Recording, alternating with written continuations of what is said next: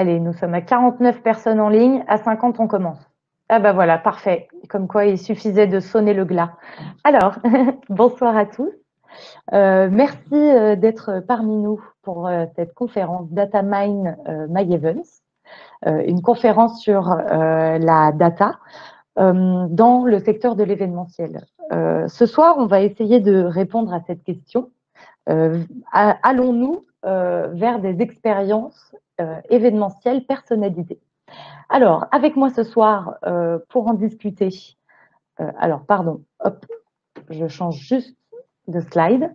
Nous avons Laurent Trépied, qui est donc CEO de Bzit, Marie-Sophie Capel, qui est responsable d'études chez Unimev, Ruben Trevino, qui est à la tête du marketing chez Eventdrive, la plateforme que nous utilisons actuellement, Paul-Olivier Gibert, qui est le dirigeant de Digital Ethnics. Alors, on va faire une rapide présentation de chacun des intervenants. Ensuite, on parlera vraiment des fonds. Je vous fais une petite annonce du plan, hein, comment va se dérouler la soirée. Voilà, les fondamentaux de la data en première partie. Et ensuite, on rentrera plus dans un aspect opérationnel, puis dans un aspect un peu plus stratégique. Alors, je suis Julie ce soir et j'ai le plaisir d'animer cette conférence. Je serai un peu la garante du temps, hein, pour bien m'assurer qu'on finit tous à l'heure. Je vais aussi m'assurer de la pertinence du débat et je vais essayer de le rendre participatif. Donc, n'hésitez pas surtout à poser vos questions dans le chat. On interrompra volontiers le débat pour répondre à vos questions. Alors, on va commencer. Laurent, est-ce que vous voulez bien vous présenter? Bien sûr. C'est bon, vous m'entendez bien, Julie? Tout va bien? Oui, tout va bien. Bonsoir à toutes et tous. Enchanté d'échanger sur la question de la data. Donc, Laurent Tripier, je suis le cofondateur de Bzit. C'est une start-up qui a 5 ans, dont la R&D est basée à Bordeaux et les bureaux commerciaux basés à Paris au French Event Booster. Notre startup est spécialisée dans la data depuis le début. Donc là, on est vraiment en effet dans le cœur du sujet pour Bzit. Et précisément, en fait, on a 2 activités. Une activité où on collecte, qualifie des données en vue d'établir des plans prédictifs pour des organisateurs, pour générer des plans, pour les aider à dimensionner leur événement et à le réussir. Et on a une deuxième activité qui est née vraiment pendant le Covid. C'est une plateforme de formation qui s'appelle la Bzit Academy pour accélérer la montée en compétences des acteurs de l'événementiel sur la question de l'hybridation et plus particulièrement quelles connaissances, compétences à acquérir pour devenir agile dans l'hybridation des événements. Donc 2 activités, une plateforme data, une plateforme de formation. La particularité, c'est que les 2 sont liés l'une à l'autre. Voilà. On travaille pour des organisateurs, des gestionnaires de lieux, des agences et des prestataires. Merci beaucoup, Laurent. Marie-Sophie. Bonjour à tous. Donc, vous m'entendez également? C'est bon? Parfait. Donc, Marie-Sophie Capel, je suis responsable des études chez Unimev. Donc, Unimev qui est l'Union française des métiers de la rencontre professionnelle. Donc, qui est une organisation professionnelle qui va représenter la filière, qui va rendre certains services, qui va faire de la promotion, de la professionnalisation. Et donc, chez Unimev, on a des adhérents organisateurs d'événements, gestionnaires de sites, prestataires de services, donc dans les événements professionnels, salons, foires, congrès, événements d'entreprise et d'institutions, principalement. Et donc, chez Unimev, je suis en charge des études à la fois au niveau de la filière, donc des grandes études partenariales, une publication annuelle qui est l'Event Data Book. Et puis, bien évidemment, on rend des services au niveau des études, donc là, vraiment, pour chacun de nos adhérents.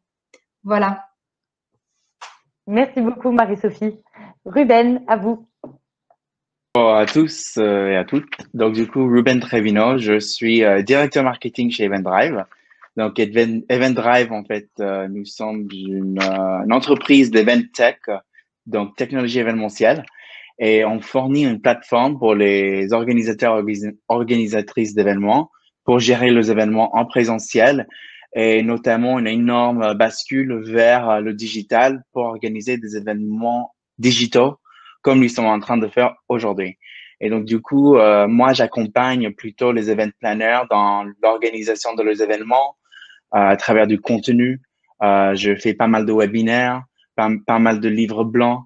Il y a beaucoup d'articles de blog, notamment sur l'accompagnement, puisque nous allons parler des data et des données d'aujourd'hui.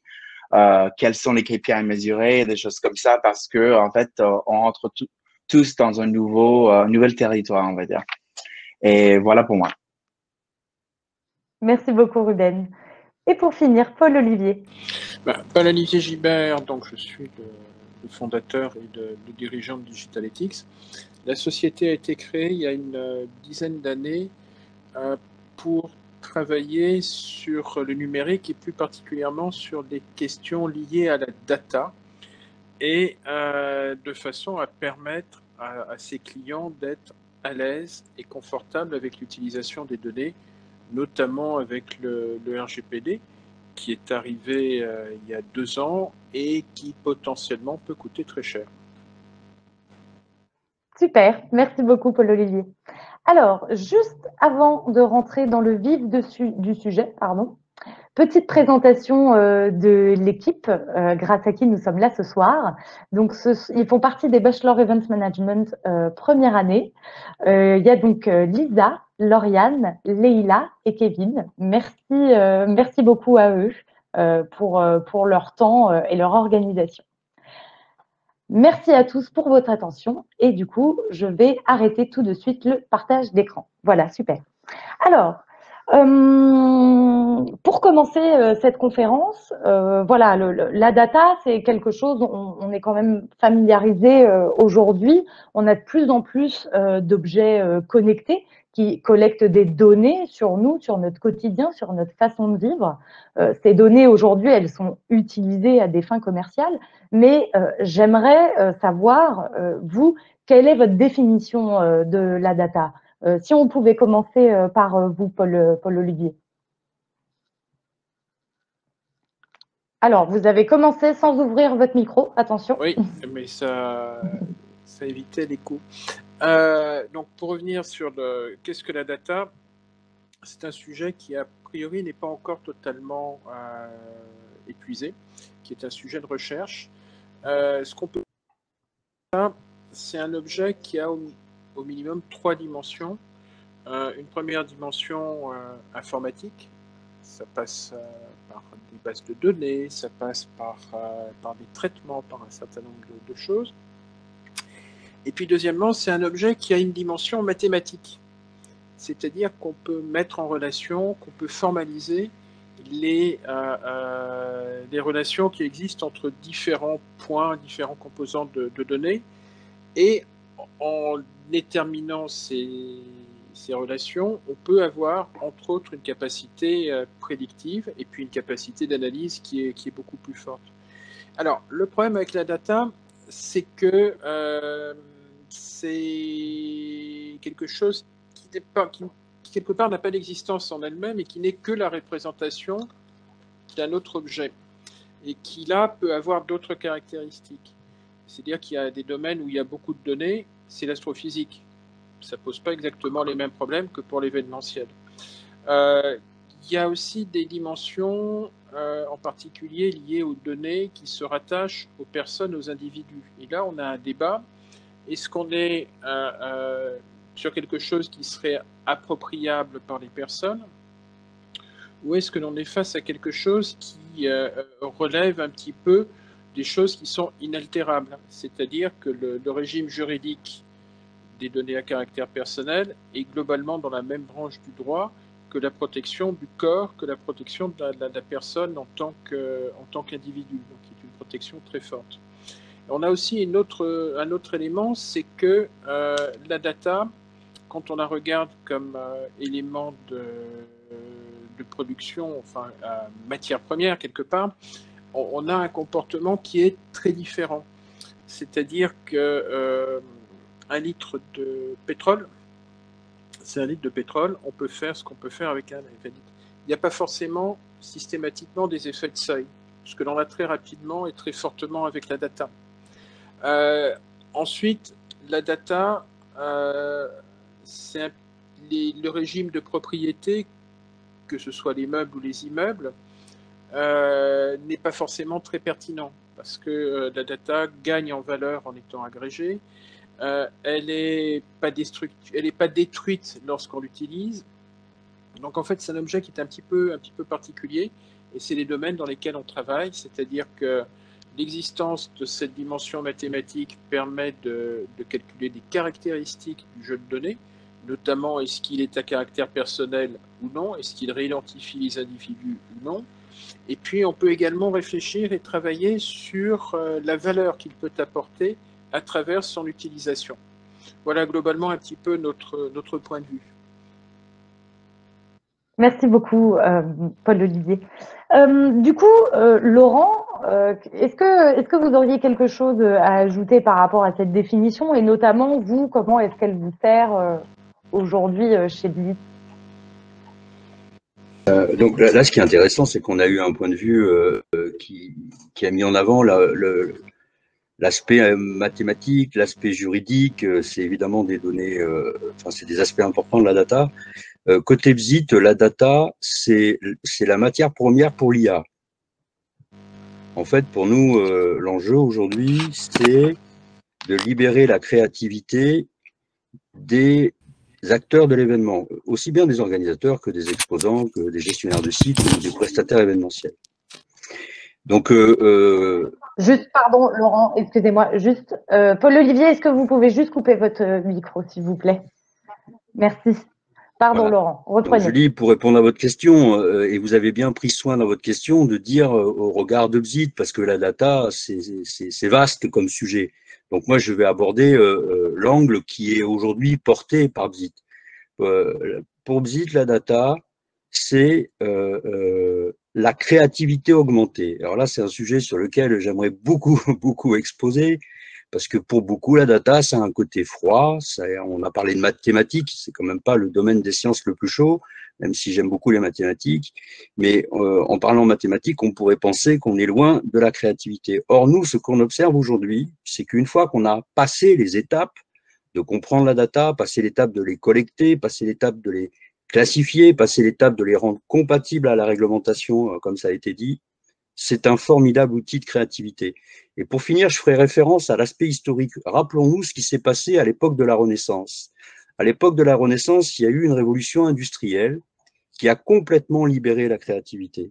Et en fait, la vision qu'on a chez Bzit, c'est qu'on vit une époque qui est à l'analogie de la Renaissance. C'est-à-dire que le fait d'appréhender la data comme un outil de libération de la créativité va nous permettre de relever des nouveaux enjeux.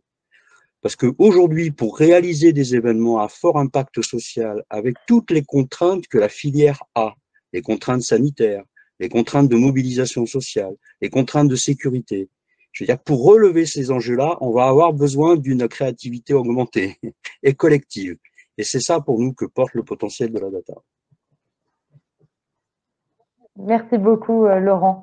Ruben, vous, chez EventDrive, comment est-ce que vous utilisez la donnée? À quoi elle vous sert? Comment vous l'utilisez? Donc, du coup, moi, je vais te parler d'un point de vue de marketeur et aussi un point de vue d'organisateur d'événements.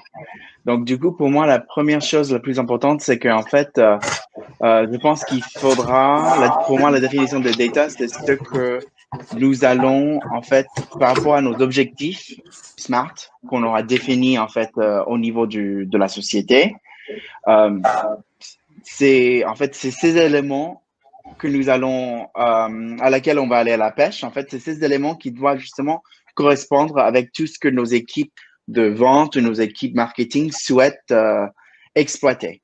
Donc, du coup, en fait, qu'est-ce que c'est le data? Il y a les data qui vont revenir par rapport aux participants. Donc, concernant l'inscription de la participant, c'est là où on peut poser pas mal de questions, même lors des sessions ou lors des enquêtes de satisfaction, des choses comme ça, qu'on va pouvoir exploiter pour soit côté organisateur, améliorer nos événements par rapport au feedback qu'on va obtenir, ou soit, en fait, alimenter notre base de clients. Donc, on rentre plus dans un CRM Salesforce ou HubSpot pour l'équipe de vente ou l'équipe de marketing pour pouvoir justement avoir un meilleur nurturing de nos clients ou de nos prospects et justement pouvoir créer des choses plus adaptées à ces personnes-là. Donc, du coup, pour moi, les data, en fait, c'est un ensemble d'éléments qui sont…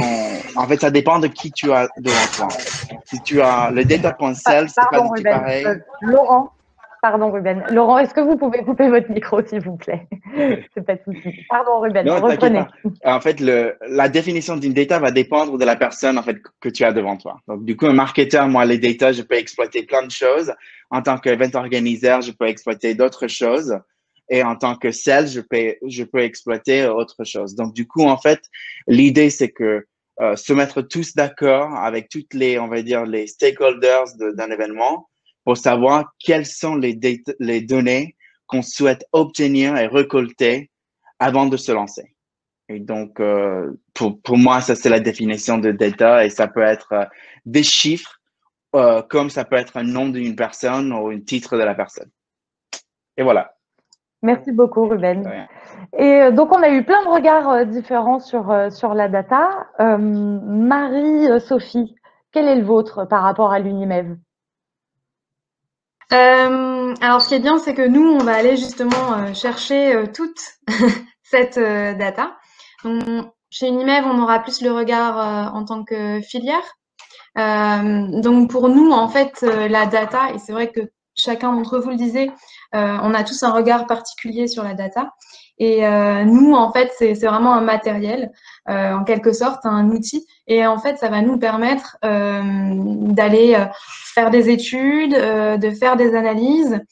Et c'est très important parce que ça va nous permettre de mener des réflexions, de définir des stratégies, des nouvelles évolutions, d'aller chercher voilà, de nouvelles idées. On le voit aujourd'hui, on utilise des chiffres partout. Il suffit d'écouter un discours, de regarder une présentation. On a le cas avec notamment toutes les prises de parole sur le Covid où on va vous présenter tous les chiffres. Et donc, il y a aussi, je pense, la data pour assurer son discours, pour donner des preuves en quelque sorte. Et puis aussi de la transparence en quelque sorte. On est toujours à la recherche de confiance, de transparence, et donner des chiffres, c'est permettre aussi d'avoir ce discours transparent et puis argumenté en fait en quelque sorte. Donc voilà, chez Unimev, on va vraiment on a l'appétence pour les datas et on voit ça. Enfin, c'est vraiment un outil, voilà, pour nous permettre de développer nos idées, notre stratégie. Merci beaucoup. Du coup, je pense que ça va surtout être une question pour Laurent et Ruben, mais n'hésitez pas si vous voulez intervenir, Paul-Olivier et Marie-Sophie. Mais comment est-ce que vous identifiez une data pertinente à vos yeux? Est-ce que vous avez, je ne sais pas, qu'il y a un process pour identifier la bonne data, celle qui sera clé pour votre activité, Laurent? Alors, dans la réponse, en fait, il y a deux aspects. Ça dépend de l'horizon dans lequel on travaille. Si on travaille sur un horizon de prise de décision assez court, évidemment, la pertinence de la data, c'est dans sa capacité à prendre des décisions et à engendrer des actions que l'on va réussir. En fait, chez Bzit, on est très orienté sur la mesure n'est pas du tout l'enjeu. L'enjeu, c'est une décision et surtout une décision qui permet une action réussie. Donc, si on a un horizon de prise de décision court, c'est ça. C'est-à-dire une donnée pertinente qui va permettre d'atteindre un objectif fixé. Il peut être d'ordre stratégique, si on est sur des réflexions de positionnement sur un marché. Je suis organisateur d'événements, je veux diversifier mes marchés. Comment dois-je diversifier mes marchés? Quel est l'état du marché, etc. Je veux diversifier mes cibles. Qui sont mes cibles, mes participants, quelles sont leurs attentes, je veux améliorer mes ROI, qu'est-ce qui engage le mieux mes cibles. Et là, on est sur un horizon assez court, 3 mois, 6 mois, 12 mois. Après, dans la data, moi, je me suis rendu compte que maintenant, chez Bzit, ce qu'on fait, c'est qu'on stocke tout ce qu'on peut en conformité avec les réglementations que nous indique M. Gibert, parce que il y a d'inscrit dedans des choses que l'on va découvrir après. Moi, chaque jour, je me rends compte en fait que le leurre, c'est de penser que les machines pensent comme nous. Les machines ne pensent pas comme nous et elles vont pouvoir beaucoup nous aider à être créatifs si justement on leur fournit suffisamment de données que l'on ne pense pas corrélées. Et il ne faut jamais se tromper entre corrélation et causalité. Vous connaissez la fameuse histoire du chocolat. En Suisse, tiens, il y a beaucoup de Suisses qui mangent du chocolat. Ah, tiens, tiens, c'est en Suisse qu'il y a le plus de prix Nobel. Tiens, donc, c'est en mangeant du chocolat que l'on a un prix Nobel. Voilà, ça c'est un exemple un peu caricatural du lien entre les deux, qui n'existe pas justement. Et donc, ce que l'on fait pour répondre à votre question, en fait, pour nous, il y a deux types de données. Il y a des données qu'on va utiliser pour des horizons de prise de décision courts, 3 mois, 6 mois, 12 mois. Et il y a des données qu'on va stocker, que l'on va mettre dans des algorithmes pour que les algorithmes trouvent que l'on ne devine pas, parce qu'on n'a pas capacité humaine à traiter autant de variables différentes. Merci beaucoup, Laurent. Ruben, est-ce que vous avez quelque chose à ajouter sur la pertinence de la donnée? Je suis assez d'accord avec ce que Laurent vient de dire. En fait, si je pouvais ajouter quelque chose, c'est en fait, je dirais que les données en termes de data, les données à exploiter va dépendre en fait du type d'événement qu'on organise et le type de public qu'on cible. Donc, les événements B2C versus B2B vont être complètement différents. Les données que je vais récolter, par exemple, si j'organise un salon, va être le nombre d'invités, les flux de trafic, ce genre de, le nombre de billets vendus, le nombre d'exposants. Toutes ces données, en fait, vont me permettre justement de savoir est-ce que mon événement a été un réussite ou pas et pouvoir les exploiter derrière pour des follow-up avec les sponsors, les exposants et des choses comme ça. Les données qui concernent le lead tracking, pouvoir justement dire telle personne a visité mon stand, donc je vais scanner son badge pour pouvoir justement revenir vers cette personne plus tard. Et ensuite, on peut basculer sur des événements qui sont plus B2B internes. Donc, B2B internes vont être, je ne sais pas, je suis une grosse société BNP qui organise mon annual summit dans laquelle, en fait, je vais inviter l'ensemble de mes collaborateurs sur lesquels j'ai déjà assez de données qui les concernent. Mais je ne sais pas, je vais faire un petit partenariat avec l'équipe RH pour obtenir plus d'informations sur, par exemple, le bien-être au travail, comment eux, ils font pour la prise en charge de leur poste, ou si c'est une réunion managériale, quelles sont les best practices que vous allez partager, tout ce genre de data qu'on va pouvoir exploiter à travers des sondages ou des autres activités vont être exploitables pour, on va dire, concevoir la stratégie d'une entreprise. Donc, ça, c'est dans un cadre événement B2B interne. Ensuite, on peut avoir un événement B2B interne externe. Donc, je suis, par exemple, Renault, et c'est peut-être pas un bon exemple. L'Oréal. Je suis L'Oréal. Et en fait, j'ai plusieurs BU dans ma marque et j'ai plusieurs revendeurs. Donc, du coup, je vais organiser un événement pour le product launch Spring 2021, donc printemps 2021. Je vais inviter mes revendeurs pour promouvoir les produits que nous allons lancer bientôt et ensuite commencer à collecter des données sur cette cible-là pour mieux les accompagner, pour savoir quels produits je peux proposer en plus. Donc, ces données-là vont pouvoir être exploitées non seulement par les équipes marketing pour développer les offres qu'ils vont pouvoir proposer au grand public, mais aussi à l'équipe de vente qui vont pouvoir exploiter ces données pour justement faire du upselling et avoir une meilleure, on va dire, relation cliente avec ses revendeurs. Donc, du coup, pour résumer, ça va dépendre du type de l'événement et de ce qu'on va tirer. Et en fait, avant de pouvoir mesurer tout ça, il faut définir les objectifs SMART. Qu'est-ce qu'on veut en tirer de cet événement? On n'organise pas un événement pour organiser un événement, on organise un événement pour telle et telle raison. Et donc, tant qu'on n'a pas fixé les objectifs, on ne va pas savoir quelles données il faut récupérer et comment on va les exploiter pour la suite. Merci beaucoup, Ruben. Et du coup, quelle serait la différence entre la data et la data, ce qu'on appelle la data émotionnelle? Paul-Olivier, si vous vouliez commencer là-dessus, avec votre micro ouvert. Un peu d'écho, me semble-t-il. Qu'est-ce que vous appelez la data émotionnelle? Alors, c'est peut-être plus Laurent, dans ce cas-là, qui pourrait en parler. On en avait un petit peu discuté entre nous de la différence entre la data et la data émotionnelle. En effet, on a la data émotionnelle. Bon, c'est un sujet assez récent, hein. Je suis pas le référent international de la question. Par contre, je vais partager avec vous le fait que ça devient un sujet central.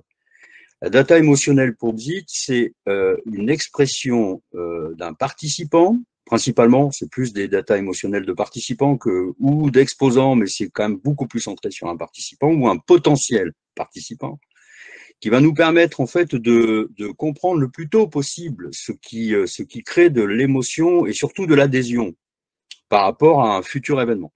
Et puis pendant un événement. Alors, en clair, c'est quoi la data émotionnelle? C'est une donnée qui transcrit les grandes émotions d'un participant. Donc, on va retrouver ce que les PNListes appellent le fameux VACO. Donc, excusez-moi pour les termes. On va retrouver du visuel. Qu'est-ce qui visuellement crée de l'intérêt pour un participant? L'olfactif, l'auditif et le kinesthésiste. Alors nous, aujourd'hui, on ne travaille pas sur ces 4 dimensions. On n'a pas les moyens à notre taille de petite start-up en cours de levée de fonds et qui ne l'a pas bouclé. On va pas s'attaquer aux 4 dimensions que sont le kinesthésiste, l'olfactif, le visuel et l'auditif. Nous, on a démarré et à ce sujet, on a fait une modeste prise de participation dans une start-up française sur la question auditive. C'est-à-dire que le traitement du son, quand un participant s'exprime, il y a contenu dans sa voix énormément d'informations sur sa façon d'adhérer à ce qu'il dit. Et donc, pour répondre à votre question, c'est une donnée qui permet de rentrer dans l'univers émotionnel du participant avec les 4 dimensions qu'on vient d'échanger. Pour l'instant, nous, raisonnablement, on démarre l'aspect auditif et c'est déjà une source d'information colossale que de pouvoir comprendre en fait ce qui est contenu dans une voix. Vous le savez bien, si je me mets à parler de plus en plus fort, de façon de plus en plus intensive, ça veut dire qu'il n'y a pas la même façon de réagir que si je me mets à parler vite, doucement. Enfin ça, les études, depuis longtemps, les référentiels existent. Maintenant, nous, on s'attaque à ça. Enfin, voilà côté Bzit à la question de la data émotionnelle. À suivre donc la data émotionnelle. Et du coup, voilà, on a parlé un petit peu de data dans son ensemble, un peu plus dans le secteur avec certains intervenants. Mais est-ce que on est dans le secteur de l'événementiel est arrivé à maturité sur l'utilisation de la data, Marie-Sophie? C'est une question piège. Ça dépend. Déjà, il faut savoir que la filière, elle comprend un nombre de métiers quand même qui est assez important, des événements très différents. Donc, c'est vrai que l'événementiel, c'est très large. Donc, ça va beaucoup varier à ce niveau-là. Mais ce qu'on peut dire, c'est que on est passé d'une logique où on réfléchissait en mètres carrés, en nombre d'exposants, en nombre de visiteurs, à une logique de nouveaux indicateurs. Donc ça suit finalement l'évolution des événements. Aujourd'hui, on va plus essayer de vendre des mètres carrés, on va essayer de l'innovation, de la rencontre, et donc on va essayer de transformer en quelque sorte les indicateurs. Et donc voilà, nous on avait vraiment ces indicateurs au niveau de la filière, de mètres carrés, de nombre d'exposants, de nombre de visiteurs dont on suivait l'évolution en quelque sorte. Et puis aujourd'hui, donc notamment par l'intermédiaire de Cléo, qui est le calculateur de performance événementielle qui a été lancé par Unimev en partenariat avec le CRT, qui va donc permettre aux organisateurs de mesurer en quelque sorte la performance de leur événement, mais qui va aller vers autre chose justement que des mètres carrés, donc la création de contenu, la rencontre, la communauté digitale et bien sûr tout le penchant aussi environnemental qui est aussi très important et qui est un enjeu majeur. Et puis voilà, on a aussi l'Event Data Book dans lequel on fait des partenariats justement avec des startups qui ont notamment de la donnée. Et demain, l'idée, c'est d'aller encore plus loin et de définir en fait ensemble, à l'échelle de la filière, de nouveaux indicateurs qui vont répondre justement à tous ces nouveaux enjeux. Donc, si on reprend encore une fois là la crise et ce que ça a été pour l'événementiel, hein, ça a été un choc majeur, mais une crise, c'est aussi un moyen d'accélérer certaines choses, et notamment le digital. Hein, on le voit, l'explosion des événements, soit 100% digitaux, soit hybrides. Et donc, ils vont nous aussi nous faire aller forcément vers de la nouvelle data. Merci beaucoup. Je vous ai vu quand j'énonçais ma question de la maturité du secteur, j'ai vu Laurent faire un petit non, non, non, non, non. Est-ce que vous voulez rajouter quelque chose? Oui, c'est un sujet sur lequel j'aimerais parler. Et notamment, bon, ce soir, je vais parler avec les auditeurs qui sont là, que j'ai pas la chance de voir, enfin. Mais j'aimerais beaucoup en parler avec les grands acteurs. Aujourd'hui, si vous voulez, on a fait un travail de fond sur où en sont tous les secteurs créatifs. Parce que c'est vrai que nous, on a dû beaucoup apprendre du secteur, de l'événementiel. On est jeune dans le secteur, on a 3 ans. Donc, il faut aussi être, à un moment donné, quand on rentre dans un secteur, il faut savoir aussi prendre le temps de rentrer et d'apprendre des professionnels. Donc, on a beaucoup écouté des professionnels sur la question du secteur et on nous a beaucoup parlé à juste titre de la question de l'émotion, de la rencontre. Je voudrais juste faire remarquer que tous les processus créatifs, tous, ont une utilisation de la data et de l'IA extrêmement avancée. Tous. Connaissez-vous Carole Capek? C'est un créateur de théâtre.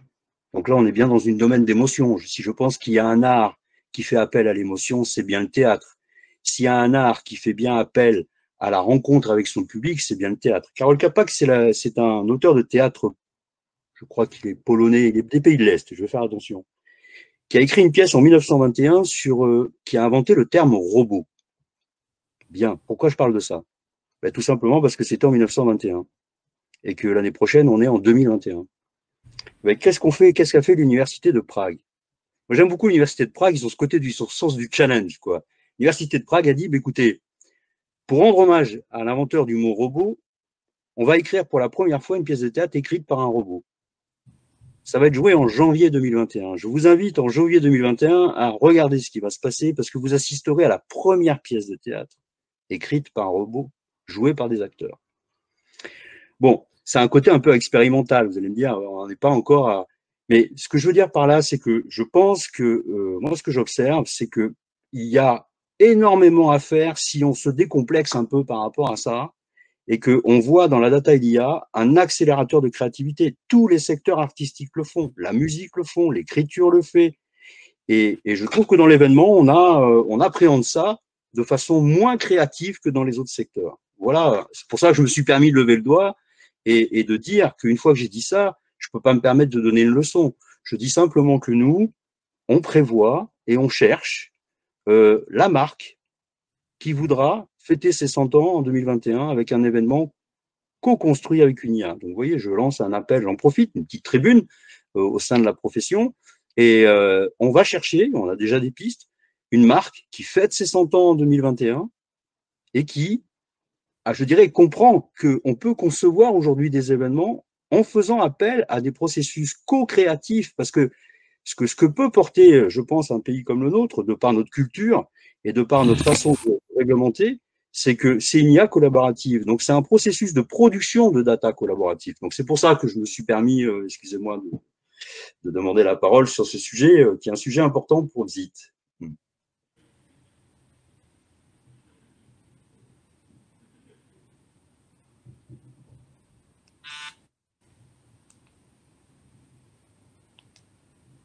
Allô? Julie, le micro est coupé. Tour, voilà, c'est pour voir si vous suiviez. Alors, oui, je disais pardon.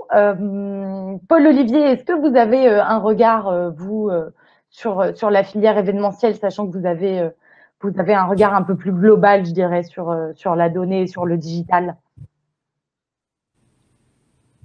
Oui, ben, je pense qu'on peut tout à fait adhérer à ce qu'a dit Laurence, c'est-à-dire qu'on ne peut pas opposer la data, même si elle a cette dimension mathématique, mais ça peut rappeler de mauvais souvenirs du lycée ou du collège à certains.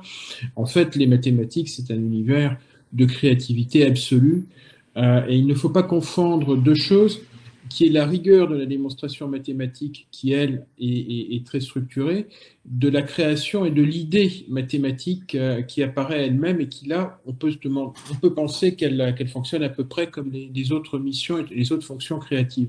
Je crois qu'effectivement, on a aujourd'hui une période qui est très particulière, c'est-à-dire qu'à la fois, on avait des mouvements et des choses qui étaient en tendance, qui se préparaient, et les réflexions sur la data émotionnelle, sur des événements qui ont basculé en numérique, étaient des choses qui étaient sous-jacents et en germe depuis un certain temps.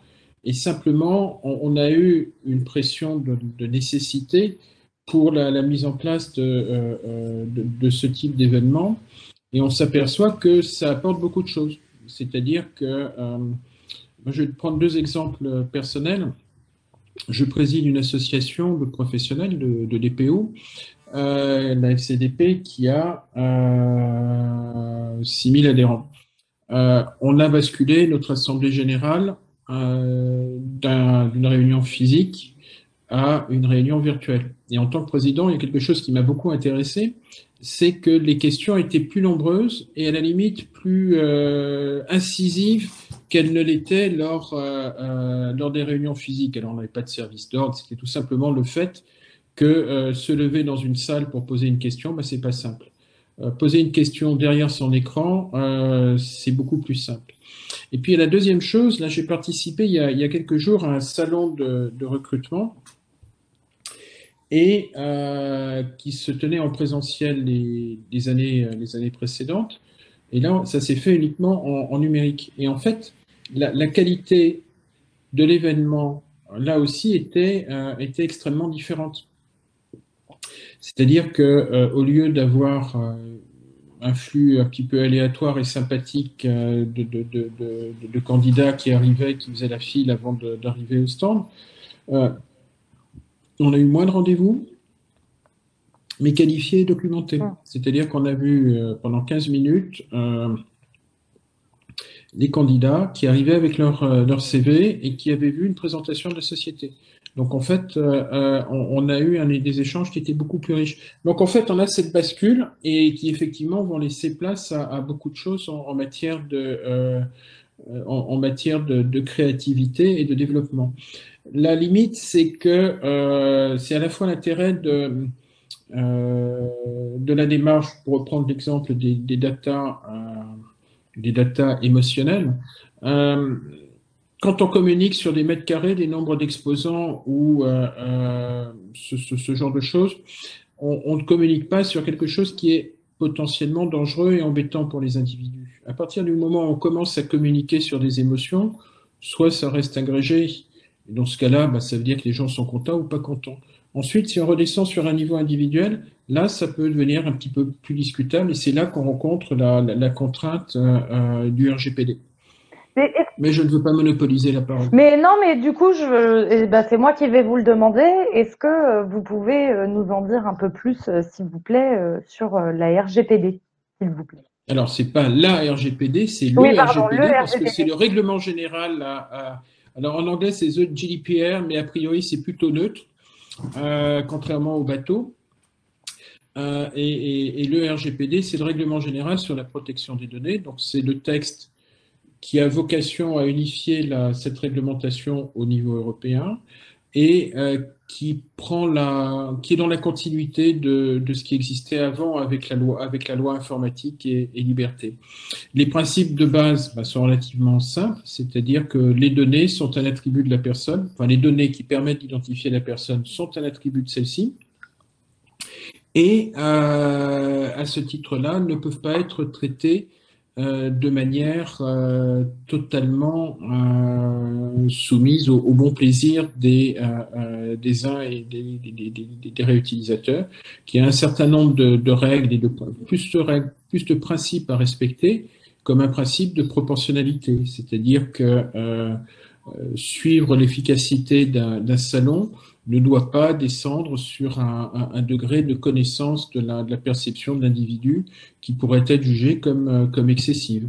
C'est-à-dire que, pour reprendre deux exemples, il est assez vraisemblable que les données utilisées pour l'événementiel seront moins précises. Alors, pour celles qui pourraient être utilisées pour l'événementiel et par exemple en médecine, s'il y a la finalité d'assurer le soin, l'utilisation pourrait être beaucoup plus, entre guillemets, et avec beaucoup de guillemets, intrusive qu'elle ne peut l'être en utilisation pour l'événementiel. C'est ce genre de choses qu'il faut respecter. Il y a également une obligation de transparence et de loyauté vis-à-vis de la personne, c'est-à-dire que la personne doit savoir quelles sont les données qui sont collectées sur elle, quelle finalité et avec quelle. Il y a également le droit pour les personnes de s'opposer au traitement de la data et dire non, bah ça finalement je suis pas d'accord pour que vous puissiez l'utiliser. Et puis il y a un point qui est aussi intéressant, qui est nouveau avec le RGPD, c'est ce qu'on appelle le droit à la portabilité. C'est-à-dire que la personne doit pouvoir récupérer les données, pas toutes, hein, mais les données qu'il a confiées à un organisme pour être en mesure de les reconfier à un autre organisme. Donc voilà un petit peu quel est le cadre. C'est un cadre qui demande un effort, ça c'est certain. Les manquements peuvent être coûteux de deux façons. À la fois par des sanctions financières qui peuvent monter jusqu'à 4% du chiffre d'affaires mondial du groupe, mais il faut quand même en faire pas mal. Tout le monde ne se retrouve pas aux assises, donc il y a l'équivalent aussi pour les atteintes aux données à caractère personnel. Et puis la deuxième chose, c'est que ça peut être très dévastateur en termes d'image.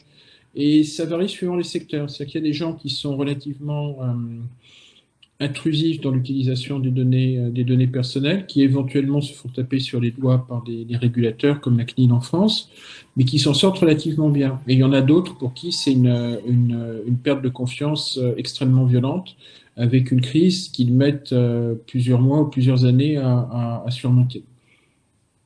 Merci Paul-Olivier, beaucoup. pardon Julie, Ah oui, je vois vas-y. qu'il y a une question Non, en fait qui rentre. En Il y a fait, une question. j'imagine que c'est pour Paul-Olivier, qui dit à quel moment entre le RGPD lors de la conception d'un événement. Il y a également une autre question qui est sur le retour en émotion. Alors sur le ROE, Oui. je voulais l'insérer plus tard. Garde-la moi au chaud. Bien. Alors, à quel moment, si j'ai bien compris la question, à quel moment, oui, entre le RGPD. À quel moment doit-on se poser la question du RGPD? Ben, je pense qu'il faut la poser très tôt. Disons, à partir du moment où on va utiliser des données autres que les mètres carrés, le nombre d'exposants ou le nombre d'entrées. Dès qu'on veut rentrer dans des données les plus fines, qui se rapprochent des individus, il faut se poser la question du RGPD. Mais il ne faut pas le voir de manière bloquante. C'est pas qu'on n'a pas le droit d'utiliser des données à caractère personnel, c'est qu'on n'a pas le droit de faire tout et n'importe quoi. Donc il y a est-ce que les données que je vais collecter sont globalement proportionnées avec l'objet que je recherche? Est-ce que c'est pertinent? Est-ce que je ne vais pas m'approcher de catégories qui seraient dont le traitement de données dont le traitement serait interdit? Par exemple, la question pourrait se poser sur les congrès syndicaux, puisque l'appartenance syndicale ou les orientations politiques, au même titre que les orientations sexuelles, sont des choses sur lesquelles, a priori, le traitement est interdit, avec un certain nombre d'exceptions. Donc, en fait, il faut se poser la question tôt en disant, bah, finalement, les données à caractère personnel, je vais en avoir besoin. Je sais qu'il y a un cadre juridique qui est qui est spécifique. Donc, le meilleur moyen pour ne pas se prendre les pieds dans le tapis, ce qui en matière de salon événementiel est quand même un petit peu dommage, c'est de se poser la question tôt en disant il faut que j'y fasse attention, mais ce n'est pas une raison pour considérer que je ne vais rien pouvoir faire. Et éventuellement de se faire assister, mais ça c'est un autre sujet. Merci beaucoup. Et Ruben, je me demandais du coup, est-ce que chez Eventdrive, est-ce qu'il y a eu des changements suite au RGPD justement? Qu'est-ce que ça a, de façon opérationnelle, comment ça a eu un impact sur votre activité? En fait, sur l'activité de manière générale, ça concerne tous les organismes de SaaS, donc tout ce qui concerne Software as a Service, c'est du SaaS. Chez nous, par exemple, on est data processor, ce qui veut dire qu'en fait, on héberge les données en quelque sorte. Et en fait, les clients, les données appartiennent techniquement aux clients. Donc, nous, en fait, on les héberge pour nos clients dans nos serveurs. On utilise OVH. Il y a 3 sites en France qui sont différents. Donc, du coup, le fait que les données soient hébergées déjà en Europe, on répond à cette réglementation. Et au-delà de ça, en fait, on a je sais que dans la plateforme, lors du formulaire d'inscription, quand on va poser des questions qui sont RGPD sensitive, par exemple, si la personne est gluten-free ou tout ce qui concerne l'alimentation, en fait, c'est considéré comme c'est sur des données sensibles. Et en fait, l'organisateur peut indiquer derrière, disant, c'est des données sensibles et 24 heures après l'événement, les données sont supprimées. Il y a aussi des demandes de certains clients qui vont nous dire, par exemple, il faut purger mes données et nous, on le fait immédiatement et les données sont effacées complètement. Mais les données appartiennent aux clients, aux utilisateurs et pas à Eventbrite. Ça, c'est, à mon avis, une très bonne manière d'aborder les choses. C'est dire que quand on utilise des données, on est dans la position du garagiste par rapport à la voiture. C'est-à-dire qu'il peut utiliser la voiture, imaginons qu'on confie la voiture au garagiste pour qu'il la répare, ou qu'il fasse une révision ou quelque chose comme ça. Il fait cette révision, éventuellement il peut la rouler ou la faire passer au banc pour vérifier que c'est fait. Ça ne lui donne pas le droit de partir en week-end avec la voiture de ses clients. Et l'autre chose, c'est l'obligation de sécurité. C'est-à-dire, si on se fait piquer sa voiture pendant qu'elle est au garage, c'est quand même la responsabilité du garagiste. Et donc, avec cette image qui finalement est assez simple et parlante, on a une bonne première approche de ce qu'il faut faire et de ce qu'il ne faut pas faire avec le RGPD. Ensuite, si effectivement on redescend sur les données, là il y a un petit peu plus de niveau d'expertise, mais il faut l'aborder essentiellement avec une question de bon sens. C'est des données sensibles, on n'en est pas propriétaire, on en est éventuellement copropriétaire parce que pour qu'elle soit générée, il faut qu'il y ait l'événement. Donc il y a un droit qui permet à Eventbrite et d'autres personnes de réutiliser les données, mais effectivement, on est quand même plutôt dans la logique de c'est quelque chose qui ne m'appartient pas ou qui ne m'appartient pas totalement. Nous avons un commentaire dans le chat et j'aimerais voir si vous voulez rebondir. On nous dit « Je pense qu'actuellement, trop peu d'acteurs de l'événementiel font respecter de vrais principes en termes de RGPD. » Est-ce que quelqu'un a quelque chose, trouve ça pertinent, trouve ça juste? Je ne suis pas normand, mais je répondrais peut-être ben oui, peut-être ben non. C'est-à-dire qu'en fait, je pense, effectivement, il y a peut-être des secteurs qui sont plus sensibles à ces sujets que d'autres. Je pense aussi que l'utilisation des données, d'après ce que j'ai compris, est un petit peu plus récente dans le secteur de l'événementiel, où avant on avait des choses qui étaient finalement assez macro et peu fines. Et que là, effectivement, en fait, c'est très intéressant parce que globalement, ce qu'on décrit sur l'événementiel, c'est finalement très, très révélateur de quelque chose auquel on va avoir à faire face dans les années qui viennent. C'est la problématique RGPD 2 ou RGK carré ou cube pour faire plaisir à Laurent qui aime bien les expressions mathématiques. C'est-à-dire qu'avec le confinement, enfin on a deux choses. C'est le confinement qui a accéléré l'utilisation d'outils numériques et le fait qu'on s'aperçoit que les outils numériques ne remplaceront jamais totalement les autres modes de communication interhumains, mais ça a quand même vachement d'utilité et c'est très utile. Donc, il y a des choses que l'on fait mieux en numérique, en produisant des datas et en réutilisant ces datas, qu'on ne le faisait en présentiel. Et donc là, on a vraiment une problématique qui est très forte. Et donc, je ne dirais pas que c'est un secteur qui est en retard. Je pense que c'est un secteur qui fait quelque part sa révolution numérique ou qui change d'échelle en matière de numérisation, comme d'autres secteurs l'ont fait. Et c'est pas forcément très pertinent d'opposer l'événementiel aux gens qui sont des purs des internet natives ou des web natives. Merci. Mais ce n'est qu'une opinion. Alors, on va parler un peu plus maintenant de ROI, Return on Investment. Est-ce qu'on peut déjà mesurer le ROI grâce à la data? Est-ce qu'elle est une réelle source d'information qui nous rapporte de l'argent au final, Laurent?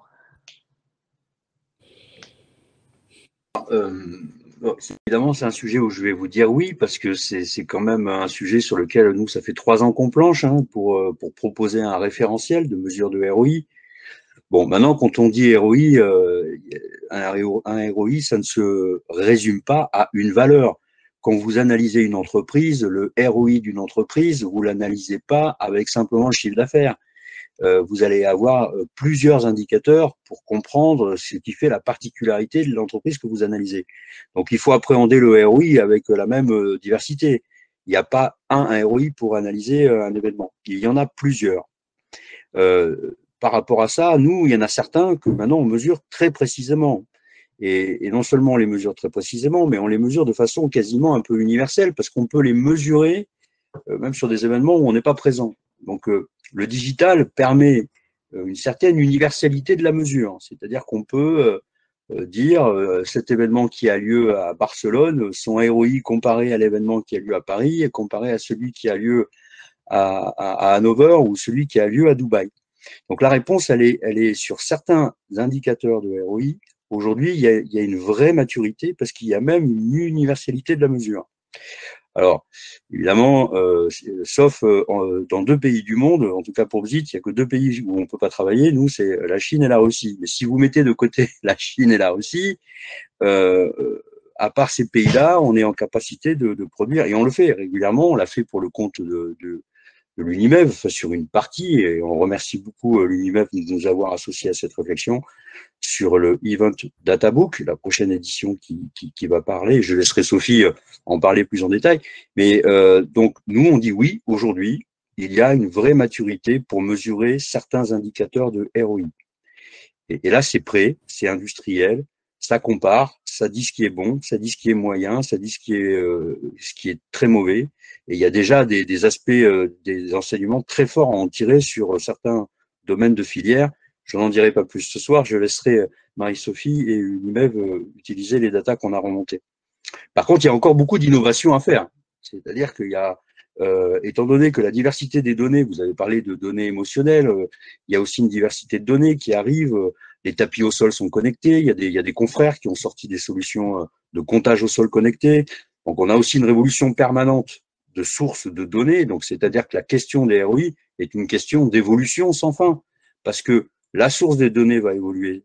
Car si vous prenez la solution de nos amis de chez Technis, alors je parle d'eux parce que je les connais, je sais que ça marche bien.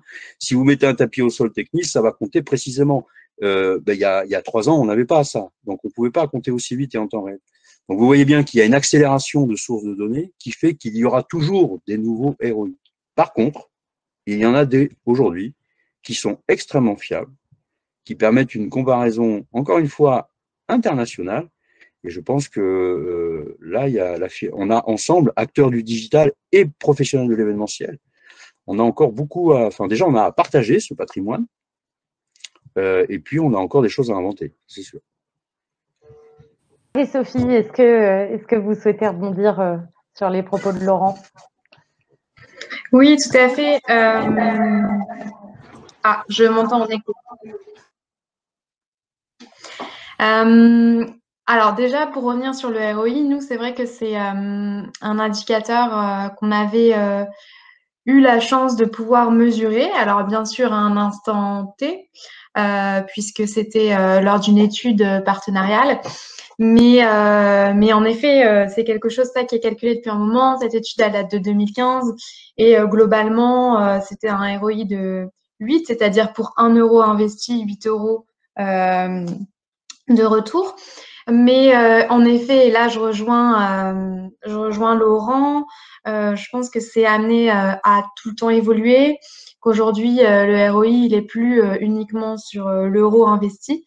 Et en effet, on a eu la chance de collaborer ensemble, notamment sur l'empreinte digitale qu'ils ont pu développé avec voilà la performance de l'événement. Bon, on va pas tout vous dévoiler parce que sinon vous n'irez plus dans notre Event Data Book. Mais globalement, voilà, tous les acteurs développent, ont des data, ont des moyens de mesurer des ROI. Et je pense notamment donc à la question qui est apparue dans le chat. Et c'est peut-être à ce moment-là que tu voulais parler aussi du ROE, du coup. Mais en effet, je pense qu'on ne mesure plus uniquement la performance d'un événement sur un ROI.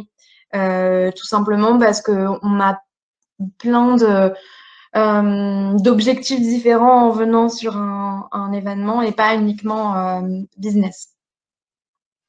Merci. Et effectivement, tu as été clairvoyante, Marie-Sophie. C'était exactement à ce moment-là que je voulais introduire la question du coup sur le return on emotion. On a eu une autre question et Ruben, j'aimerais avoir ton point de vue là-dessus. Est-ce que les mesures sanitaires ont eu un impact du coup sur l'intérêt des annonceurs ou des entreprises à utiliser la data pour favoriser le ROI sur leurs futurs événements? Bah, je pense qu'en fait, c'est un sujet qui concerne plutôt les événements, l'impact sanitaire. En fait, c'était tout simplement l'arrêt ou comment dirais-je, le décalage des événements. Donc, du coup, soit c'était annulé, soit c'était reporté. Donc, on a des données d'UNIMEV d'ailleurs qui datent de cet été, comme quoi il y avait à peu près 7000 ou 8000 événements en France qui ont été annulés. C'est bien ça, je pense, Marie-Sophie, je me souviens plus exactement des chiffres. Et en gros, en fait, aujourd'hui, les mesures sanitaires, pour moi, c'est un impact pour les marques au niveau de quelles données mesurer. Parce que là, en fait, tout à l'heure, on parlait du ROI. Donc, du coup, on pense ROI, on pense tout de suite argent. Mais en fait, c'est pas que le ROI qui va mesurer le succès d'un événement. Donc, en fait, dans les mesures des données, en fait, que nous allons faire au niveau d'un événement digital, c'est complètement différent que nos événements en présentiel. Et demain, les événements en hybride ou digital, comme les gens aiment bien dire, je suis pas trop fan du terme digital, mais les événements hybrides de demain, en fait, on va avoir une pléthore de données maintenant à disposition à analyser, qui a participé en ligne, qui a participé sur place, qui était dans tel atelier, telle session, qui était ici, là, là, là et là. Donc, je pense que pour répondre concrètement à la question, bien évidemment, il a eu un impact sur le data qui est fourni, qui a mis à disposition des event planners. Mais pour moi, c'est juste un impact par rapport au format de l'événement qu'on a dû adapter. Donc, du coup, on n'aura plus de data concernant les traiteurs, le coût par tête du traiteur. Maintenant, on va avoir un coût par tête par participant lors de mon événement en ligne, par exemple. Mais bon, ça demande justement aussi, bon, ça sort du cadre du ROI, ça rentre plutôt dans le budget maintenant, mais ça veut dire qu'un event manager va devoir savoir en fait être souple avec son budget événementiel et de dire, OK, le budget que j'avais prévu pour là, maintenant je vais le mettre là pour avoir plus d'interactivité ou plus de choses pour mon événement digital. Et bon, je suis parti un petit peu dans tous les sens, mais je pense que j'ai vu Marie-Sophie qui était oui, c'est bien ça. Donc, du coup, je pense que j'ai bien répondu et j'aimerais bien qu'elle rebondisse sur ça parce que chez Unimev, elle doit avoir beaucoup plus d'informations que moi, si c'est possible, si ça te gêne pas, Julie. Ah, mais non, allez-y. Tu veux dire sur les nouveaux indicateurs, etc. Exactement, parce que bon, les mesures sanitaires, ça a changé complètement en fait la façon dont on mesure le retour sur investissement. Oui, tout à fait. C'est vrai que les événements, alors quand on parle du 100% digital, et ça m'amène aussi à une autre réflexion, c'est qu'aujourd'hui, voilà, on voit beaucoup paraître des chiffres qui peuvent paraître assez énormes. D'ailleurs, de visiteurs sur un événement digital. Mais en fait, je pense qu'il y a aussi tout un travail de normalisation là des indicateurs parce que à quoi ça correspond? Est-ce que c'est le nombre de vues? Est-ce que c'est le nombre de personnes qui sont restées? Combien de temps ils sont restés? Parce qu'est-ce qu'on peut considérer qu'une personne qui est restée 1 minute, c'est un visiteur? Donc voilà, je pense que oui, en effet, il y a une révolution des indicateurs entre le no-show, ceux qui sont inscrits, qui sont venus par typologie d'événement, si l'événement est payant ou gratuit. Ça change énormément, on voit des grandes variations. On a aussi voilà, tous les indicateurs de l'empreinte digitale qui vont être le taux d'engagement, le ratio de fidélisation. Donc voilà, c'est de nouveaux indicateurs et je pense que voilà, il y a un point d'attention en plus là-dessus à mener sur voilà, on communique beaucoup, c'est des événements en ce moment, on va communiquer sur le digital, mais il faut faire attention aussi à ce qu'on communique. Et voilà, nous on essaye aussi d'avoir ce travail chez Unimev, voilà, d'essayer de rationaliser tout ça en fait, parce qu'au final, on a l'apparition d'un grand nombre d'indicateurs et c'est important aussi que les gens puissent s'y retrouver au final. Donc voilà, il y a aussi tout ce travail-là, mais je te rejoins en effet, il y a beaucoup d'indicateurs qui ont été modifiés. Laurent, j'ai l'impression que vous avez envie de rebondir sur ce qui a été dit.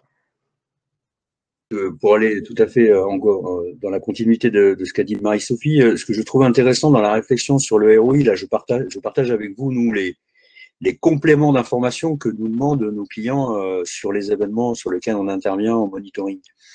La question du ROI, avec un travail collectif de la filière, je pense, peut ouvrir des belles pistes pour les annonceurs.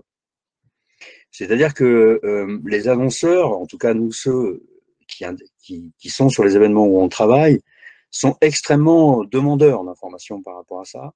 Et ils comprennent bien qu'il y a au sein de la filière, par cette démarche collective que l'on a, que la filière a, hein, un souci de transparence et qui n'existe pas quand vous allez sur une chaîne YouTube ou que vous allez sur une chaîne Facebook, quoi. C'est-à-dire que quand vous allez aller consulter des ROI sur des plateformes, vous avez l'expression de la plateforme. Je ne suis pas à dire que les plateformes ne donnent pas les bonnes informations.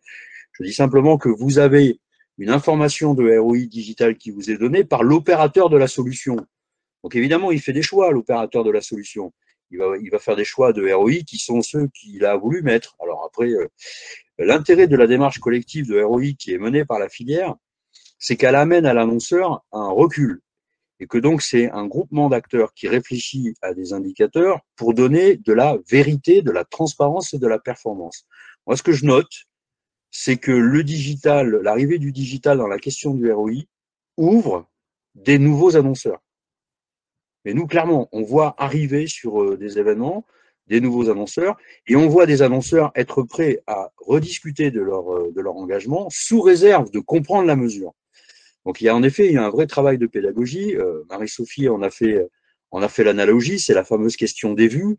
Une vue, ok, pour beaucoup de plateformes, les vues c'est 3 secondes. Dans le monde de l'événement, 3 secondes, c'est pas grand-chose. Un colloque, une conférence, ça dure pas 3 secondes.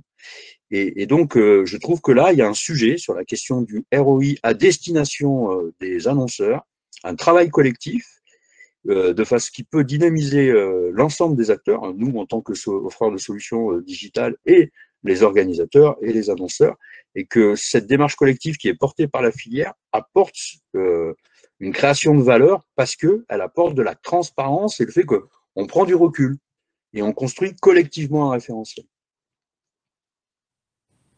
Merci beaucoup. Alors, on parle beaucoup des annonceurs. J'aimerais qu'on parle un peu plus des participants, des visiteurs. Qu'est-ce qu'ils pensent de tout ça, qu'on collecte leurs données, qu'on les utilise? Paul Olivier, qu'est-ce que vous avez à nous dire sur le visiteur? Comment il ressent tout ça?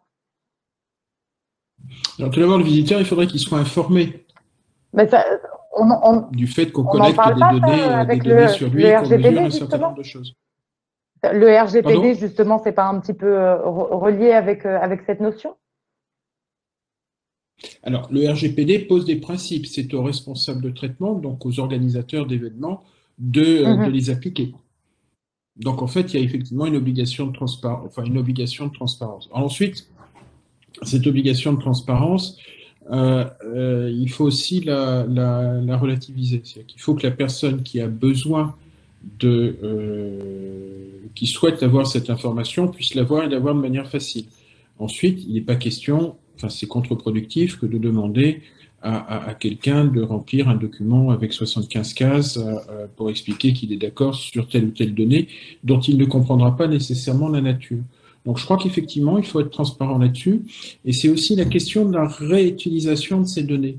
C'est-à-dire que si c'est pour mieux comprendre un événement, pour mieux comprendre sa cinématique, pour mieux comprendre les points qui ont attiré l'attention, pour effectivement que les annonceurs ou les sponsors ou les soutiens d'un événement puissent avoir un peu de visibilité sur leur investissement. Oui, ça c'est effectivement quelque chose qui est tout à fait légitime. Et en revanche, est-ce que c'est aussi légitime d'utiliser ces informations pour tomber dans quelque chose qui pourrait être une espèce de harcèlement publicitaire pour une personne, comme on peut le voir avec, bon, c'est pas du harcèlement, mais c'est parfois un peu gênant, c'est avec toutes les problématiques du retargeting. Alors je pense qu'il y a aussi un autre point qui est très important, qui peut s'expliquer aussi, c'est-à-dire que on a des données qui deviennent des données nouvelles, qui sont notamment celles des événements, qui deviennent accessibles, alors que les GAFA ont construit leur fortune sur les données de l'Internet. Donc il est important aussi qu'il y ait des acteurs européens, français, de l'Île-de-France et de mon arrondissement dans Paris, qui s'investissent sur ce sujet. Et que là, il y a effectivement, à mon sens, quand même un certain nombre de possibilités, d'opportunités à saisir. C'est-à-dire qu'il ne faut ni diaboliser, ni être naïf vis-à-vis des données. C'est un nouvel objet, c'est un objet qui est en train de prendre une nouvelle dimension après dans le monde d'après. Et il y a des opportunités à saisir. Et se pose la question du bon usage de ces opportunités, du bon usage de ces opportunités pour qu'elles se transforment en chiffre d'affaires, en activité durable, et puis qu'il y ait une utilité sociale qui soit démontrée. Laurent, est-ce que vous souhaitez rebondir sur un peu le parcours visiteur et sur le visiteur, le regard qu'il a sur les données, sur l'ultra-personnalisation un petit peu des expériences. Nous, ce qu'on peut partager avec vous ce soir, c'est que le parcours visiteur, les travaux sur lesquels on est, c'est que le parcours visiteur, maintenant, c'est un parcours d'éco-concepteur. Les travaux là que l'on mène de façon très concrète pour nos clients, c'est d'embarquer le visiteur dans la conception. Donc c'est vrai que si vous voulez dans les datas, dans la question de la collecte, il y a la collecte pour l'analyse, il y a la collecte pour le fait de retargeter, comme on dit dans la profession, pour lui revendre quelque chose. Et nous, on est très centré sur la collecte pour co-construire. Donc dans le parcours, aujourd'hui, ce que j'observe, c'est que les populations visiteurs sont prêts, évidemment pas sur tous les événements, mais sur des événements sur des centres d'intérêt qui sont importants pour eux. Il y a quand même un certain nombre de sujets clés qui nous attendent tous, et on a chacun nos sujets. Et j'observe qu'ils sont prêts à s'investir. Donc, pour répondre à votre question, moi, je vois que le visiteur est prêt à s'engager dans la conversation dès la conception de l'événement. C'est ça que je trouve extrêmement intéressant, et il est prêt même à s'engager même après l'événement. Et que là, il y a une dilatation qui s'opère. C'est qu'avant, c'était très pendant l'événement. Donc maintenant, ça s'étend avant, il y a du pendant, il y a beaucoup d'après. Le digital a ouvert le monde des replays. Le monde des replays ouvre des potentiels d'invention extrêmement intéressants. Donc, moi, c'est plutôt ça le témoignage que je peux vous apporter. Bzit n'est pas un opérateur de retargeting. Donc nous, on collecte pas des données pour après revendre la participation à un autre événement. Nous, on est très centré sur la conception de l'événement et l'optimisation de l'événement et sa réussite. Donc, par rapport à notre métier, le retour d'expérience que je vous fais, c'est qu'il s'embarque beaucoup plus en amont maintenant et il est prêt à le faire. Et on l'engage même bien après et il est prêt à le faire. Donc, on a un espace temporel qui est beaucoup plus étendu et qui donc permet beaucoup de choses. Qu'est-ce que vous pensez, Ruben, de ce concept, la co-conceptualisation d'un événement? Est-ce que c'est quelque chose que vous faites, vous, chez Event Drive, d'essayer d'impliquer le participant dès le départ ou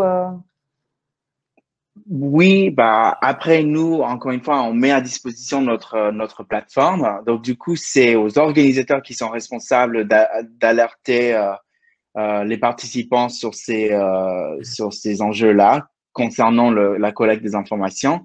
Donc normalement, en fait, quand tu vas publier ton site web événementiel, tu peux mettre ton legal policy et tout ça avec toutes les informations qui concernent justement la gestion et le traitement de données.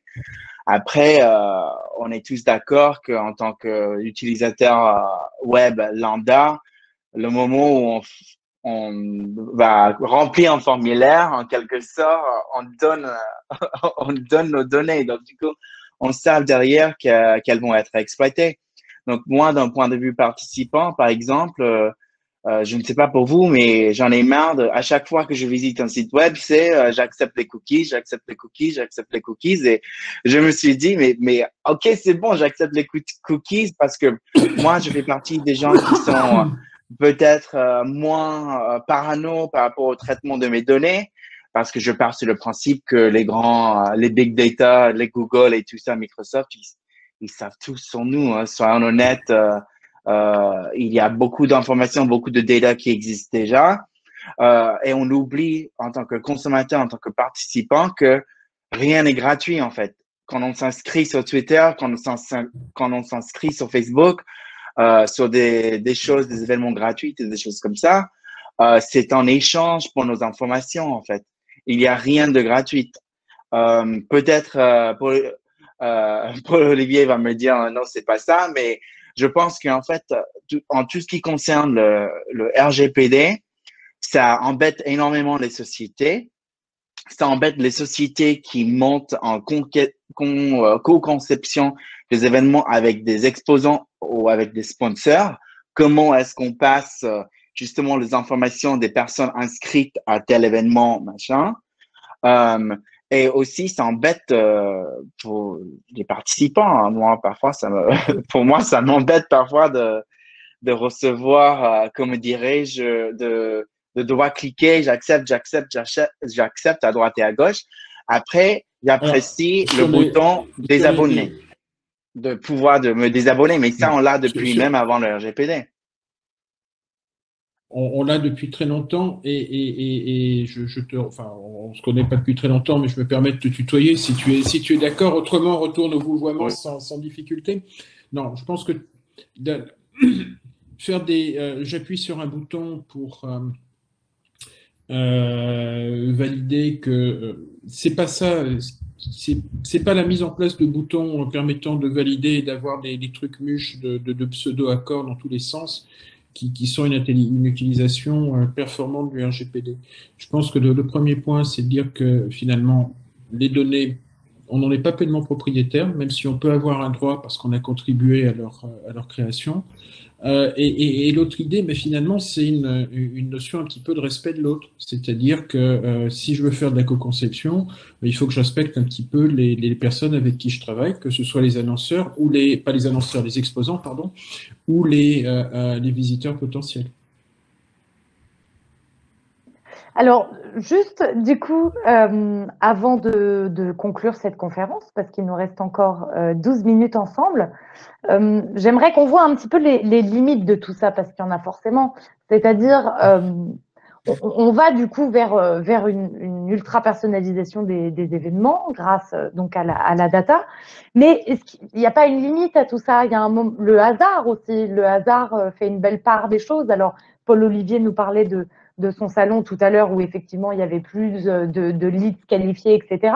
Mais voilà, que devient le hasard dans tout ça? Est-ce qu'on ne laisse pas une petite place quand même au hasard, Laurent? Alors, il y a deux choses. Enfin, nous, on travaille, encore une fois, sur deux choses. C'est que quand on parle d'ultra-personnalisation, je pense que ça, c'est un concept qui me semble un peu ancien. C'est un concept très retail, l'ultra-personnalisation du parcours client en magasin, le fait que je crois pas que ce soit la tendance qui va marcher, ça. Moi, je crois au contraire que c'est la libération de la créativité. Et c'est le fait il y a encore des milliers de choses à inventer. Et l'ultra-personnalisation, c'est le carcan. C'est-à-dire que vous le voyez bien vous-même. Si, quand vous vous connectez sur votre YouTube, si vous laissez YouTube vous recommander toutes les vidéos, au bout d'un moment, vous allez tourner en rond, quoi. Vous allez avoir une suggestion de vidéo qui est quand même dans votre écosystème. Donc, ultra personnalisé, au bout d'un moment, c'est l'anti-créativité. Et donc, c'est plutôt la data pour libérer le fait d'aller vers des nouveaux territoires. Donc, moi, j'y crois pas du tout à l'ultra-personnalisation. Je pense que c'est un concept marketing un peu ancien qui me rappelle les dimanches retail quand j'étais presque à l'école, quoi. Le fameux marketing one-to-one. J'avais acheté un gros livre épais comme ça, là. Oui, je fais ça pour le montrer parce qu'il était gros, comme ça. Enfin, faut que je fasse comme ça, pardon. Il était très gros, hein, le livre sur le marketing one-to-one. Il y avait plein d'exercices à faire. Ça m'a fait transpirer. J'avais fait beaucoup d'exercices de marketing one-to-one. Ouais, je pense que ça, voilà, ça a été une époque. Ça a été une époque. Mais je pense qu'on va vers autre chose. Alors maintenant, le hasard, ça c'est un sujet assez marrant parce qu'avec une agence bordelaise, vous savez qu'on est très attaché à notre terre de Bordeaux, comme Père Olivier est attaché à Paris, nous on est attaché à Bordeaux, donc on va s'inviter mutuellement avec une agence bordelaise qui s'appelle l'agence Culte. On travaille sur les concepts de chat roulette, c'est-à-dire qu'on peut créer le hasard. Et ça c'est vrai que là, le monde du digital, on a beaucoup à s'inspirer du monde physique. Moi, j'ai fait quelques salons en tant qu'exposant start-up. J'ai vécu des hasards incroyables quand j'étais au CES de Las Vegas, des hasards incroyables à Vivatech, des hasards incroyables au Web Summit à Lisbonne. C'est-à-dire que quand vous êtes sur des événements de cette taille-là, il se passe des choses complètement incroyables. Et je crois que dans le monde du digital, et c'est pas très compliqué dans le digital, le hasard. C'est même, je dirais, une des fonctions de base qu'on demande à un ingénieur. À un moment donné, fais ton exercice de random. Crée-moi une fonction random, le fameux random. Donc là, nous, c'est des travaux sur lesquels on est. Donc, pour répondre à votre question, Julie, je ne suis pas du tout adepte, je ne crois pas à l'ultra-personnalisation, je crois même à l'inverse. Je crois à la libération des espaces, et je pense que des fonctions de hasard vont être intégrées dans les systèmes. Ruben, merci Laurent. Ruben, qu'est-ce que vous pensez, vous, du coup, de l'avenir de la data dans le milieu événementiel, notamment pour Eventbrite? Moi, je pense que en tout ce qui concerne l'avenir de la data, c'est en fait les pistes restent sans limite en fait. Là, aujourd'hui, on ne sait pas qu'il faut regarder ci, ça comme chiffre, mais demain, on va se rendre compte qu'il y a un nouveau KPI, un nouvel critère à suivre et tout ça. Et on a parlé de justement, Laurent, il a parlé de comment mesurer l'émotion. On a parlé, je ne sais pas si on avait cité Data Labs qui mesurait justement l'émotion au niveau du visage avec des technologies de la reconnaissance faciale. Donc ça va être des données à justement à exploiter dans un futur proche. Dans tout ce qui concerne les événements en ligne, le temps passé devant l'écran, est-ce que la personne, il est passé sur notre site web ou pas? Est-ce qu'il a quitté mon site web et tout ça? Mon site événementiel, ça, c'est des données que nous allons pouvoir exploiter. Et je trouve que les données que nous sommes en train de mesurer aujourd'hui seront peut-être les données que nous allons mesurer de demain, mais encore plus en fait. Le problème, c'est pas quelles sont les données à notre disposition, c'est comment est-ce qu'on va les exploiter, quel est le but d'obtenir autant de données et est-ce que c'est ce qu'on dit en anglais, c'est actionable data. Est-ce que derrière, on va réagir, on va actionner ces données? Et je pense qu'en tout ce qui concerne l'événementiel, il y a de nombreuses données qui sont récoltées par les organisateurs, mais qui servent pas à grand-chose parce que elles sont pas utilisées. Et je rejoins ce que Laurent avait dit tout à l'heure, où je ne suis pas tout à fait d'accord avec lui concernant le one-to-one marketing. Je pense qu'en fait, on peut créer des one-to-one même dans le digital, Le problème, c'est qu'aujourd'hui, on le fait mal. La réalité, c'est qu'on le fait mal et il manque un accompagnement sur ce sujet. Et voilà. Merci Ruben. Alors, j'ai une petite question sur Data Calab. Alors, je vous lis le commentaire. J'ai vu que Data Calab s'associait à Exterion Média pour monitorer les émotions ressenties par les passants au vu de certaines affiches, afin de pouvoir à terme proposer la bonne publicité au bon moment et au bon endroit. Est-ce qu'on pourrait imaginer une IA qui mesurerait les émotions du participant dans la salle? Bon, ça, on en parlait déjà un peu avec la data émotionnelle au début. Laurent, est-ce que vous avez quelque chose à ajouter par rapport à ce commentaire? Des solutions aujourd'hui, la question est intéressante. Hein. Par contre, je ne sais pas, Pierre-Olivier, tu as en mémoire ce qui s'est passé pour JCDecaux à Lyon. Hein. Je pense qu'il y a eu des expériences où justement, ça a été ce genre de dispositif, en tout cas dans le paysage du mobilier urbain, on leur a demandé de faire marche arrière sur ces questions-là. Et c'est pas uniquement pour des aspects, excuse-moi, c'est pas uniquement pour des aspects réglementaires, c'est des choses qui ont vraiment bloqué les gens. Alors, oui, mais merci pour ton éclairage. Julie, techniquement, on sait, c'est des solutions très industrielles. Hein, ce que je veux dire là, ce que je vais vous décrire, s'il n'y a pas de R&D, hein, c'est une API où vous connectez et vous envoyez vos images et on va vous renvoyer 7 émotions différentes. Donc, on va vous dire, ça a été testé même, je me rappelle, c'était en production à Vivatex sur un stand chez, je crois que c'était Claire Chanel qui le présentait, de mémoire. Et donc, on peut très bien aujourd'hui avoir des caméras qui vont détecter exactement ce qui se passe dans la salle, détecter le niveau d'émotion des gens, détecter, c'est des pistes de travail. Il y en a qui s'y aventurent, pas Bzit. Moi, je trouve pas trop d'intérêt à récupérer les émotions des gens. Je préfère travailler, en créer plutôt qu'à analyser. Je prétends pas que Bzit a raison, hein, mais vous notez que c'est pas du tout la même approche. Soit vous mettez des caméras pour mesurer les émotions des gens, soit vous faites des événements pour créer des émotions. Mais vous n'allez pas pouvoir faire les deux en même temps. Donc à un moment donné, il va falloir choisir. Et j'observe que beaucoup investissent de l'énergie, du temps à mesurer des émotions. Et je me dis, est-ce qu'on ne devrait pas plutôt investir du temps à créer des émotions? Mais techniquement, c'est possible. Merci Laurent.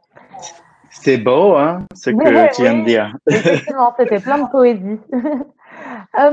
Marie-Sophie, est-ce que tu peux nous en dire un peu plus du coup sur ce que tu penses de l'avenir de la data, de l'avenir que ça va avoir chez Unimed? Oui, alors moi je voulais aussi rebondir sur la co-création. Je pense que en effet c'est l'avenir. Chez Unimed, on y croit beaucoup. On va même jusqu'à dire que le participant sera acteur, sera l'événement en fait. Et je reprendrai l'exemple que prend souvent Vincent Larquet, qui est sur l'événement Burning Man aux États-Unis, où en effet là c'est carrément le participant qui fait l'événement et c'est un événement qui est très en avance et où on va avoir des indicateurs notamment de puissance transformationnelle. Et c'est vrai que je pense que voilà, nous on croit beaucoup à l'événement comme innovation, comme en avance sur les enjeux sociétaux, les enjeux environnementaux. Donc, finalement, vraiment le participant comme acteur. Donc voilà, nous, l'avenir de l'événementiel, on le voit là. Après, dans la data en elle-même, là, je rejoins Ruben et c'est vrai que j'ai tendance à dire que ça dépend en fait au final de où on veut aller et que du coup les datas nous on le voit plutôt comme un outil, donc bien évidemment s'adapteront à ça en fait. Merci beaucoup. Alors, si vous le voulez bien, il nous reste 2 minutes. Je vais faire une rapide conclusion et si jamais il y a une dernière question dans le chat, n'hésitez pas, c'est le moment. Alors, voilà, on a vu ce soir qu'on était un peu à l'aube d'une nouvelle ère, comme nous disait Laurent, l'ère de la data. L'important et les enjeux qu'il va falloir relever, c'est surtout définir des objectifs qui vont être différents en fonction de si on fait du B2C, du B2B, du présentiel, du digital, de l'hybride. Toutes ces choses sont très importantes à définir car c'est grâce à ces objectifs que vous saurez quelles données collecter et quelles données vous pouvez utiliser. Alors maintenant, effectivement, quel avenir est-ce qu'on peut donner à tout ça dans le secteur de l'événementiel? On a beaucoup parlé de co-conception d'un événement entre l'organisateur et le participant, qui ne serait donc plus qu'un participant, il serait aussi un acteur. Et la donnée, on l'espère, va donner naissance à un réel événementiel d'innovation. Voilà, j'ai passé un agréable moment en votre compagnie, c'était super intéressant. Merci à tous, merci beaucoup Ruben, merci beaucoup Marie-Sophie, Laurent, Paul-Olivier d'avoir été avec nous ce soir. Je vois qu'il n'y a pas de nouvelles questions dans le chat, donc je vais vous remercier une fois encore. Remercier aussi encore les étudiants qui sont à l'origine de cette conférence. Merci beaucoup de nous avoir amenés ensemble. Et il est 19h30, tout pile. Ah, attendez, je vois un nouveau contenu disponible. Ah, merci à tous. Bon, bah voilà. merci à tous. Bon appétit, parce qu'il va bientôt être l'heure d'être mangé. Ou de manger, pardon, excusez-moi, lapsus révélateur. Et je vous souhaite à tous une excellente soirée. Il est 19h30, tout pile. Merci beaucoup à tous. Merci beaucoup. Merci beaucoup. Bonne soirée à tous. Merci. Merci, au revoir.